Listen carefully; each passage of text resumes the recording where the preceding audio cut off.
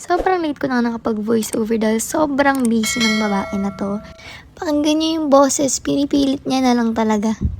Pero anyways, bago ako pumasok, nag-makeup muna ako para syempre, para giving naman yung looks natin. Dapat si Kit yung utusan ko mag-voice over sa part na to, kaso wala siya. So ako na lang muna.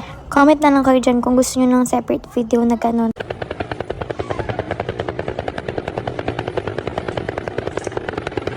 Okay, tapos na magparitada? Charot, hindi semento. Baka nang umay na kayo sa boses ko, kaya lalagyan ko na lang muna ng background music. Manood lang kayo dyan, okay?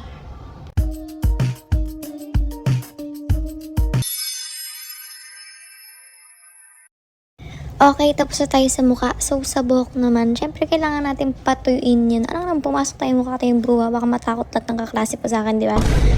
So, dahil Monday ko nga tinake yung video na to, naka-type A uniform tayo dyan. Pagtapos mag-wear, syempre ganda-gandahan. Tapos si Bebang laging nakikisingit yan sa akin. Diyan guys, nagtitiktok na kami ni Kit. Pero alam niyo ba, ginising ko pa yan. Nakabihis na ako lahat-lahat. Siya tulog pa din.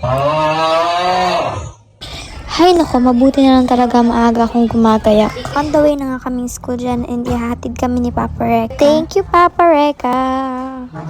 Si Papa Reka kasi guys yung naghahatid tsaka nagsusundo sa amin. Tapos sinaatiran niya rin kami ng pagkain. O diba parang papa na talaga namin siya. Siya din talaga yung nag-enroll sa amin kaya super na-appreciate ko yan si Papa Reka. Pinapunta nga kami dyan sa court kasi andyan lahat dahil Monday, flag ceremony.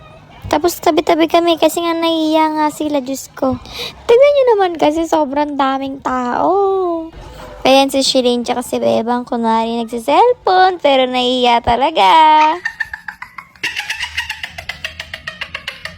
Hindi ko na nga na-videoan yung iba naming ganap. Ang na-videoan ko na lang is yung kumakain na kami ng break time and then yung nagme-merienda kami. Ito nung BFF ko, pag tinututok ko yung camera, palagi nagpapapogi. Ay naku, ewan ko sa'yo. And yun guys, pauwi na nga kami ni BFF! Iniwan kami ng mga kasama namin, Diyos ko, kasi syempre magkakaiba kami ng grade level, kami grade 12 na, so medyo nauna silang umuwi, pero di pa talaga kami dumayilig sa bahay, kasi pumunta pa kami sa Mr. DIY, nagpasama kay BFF, kasi may bibilihan pa akong mga ibang school supplies na kailangan ko pa. Wala siyang choice, syempre sasamahan niya ako, diba? Boss yarn! Pero kidding aside, syempre gusto niya naman sumama dyan. Gusto niya daw maging taga-buwat. Eme. And yun, binuwat na nga ni Dora yung gamit ko. Hindi si Dora yan. Bumili muna kami nung sabon niya dyan. Nagpasama siya sa akin. Malamang sasamahan ko. Sinamahan nga ako eh. And yun, kumain na nga muna kami kasi nagugutom na din ako. Wala siyang magagawa. Baka mamaya makakita siya ng dragon. Hindi. Pag-uwi, nagpahinga saglit and then nag-ayos para sa 6.5 payday sale. Ganda-gandahan lang. Anyways, ito yung mga napamili ko sa Mr. DIY.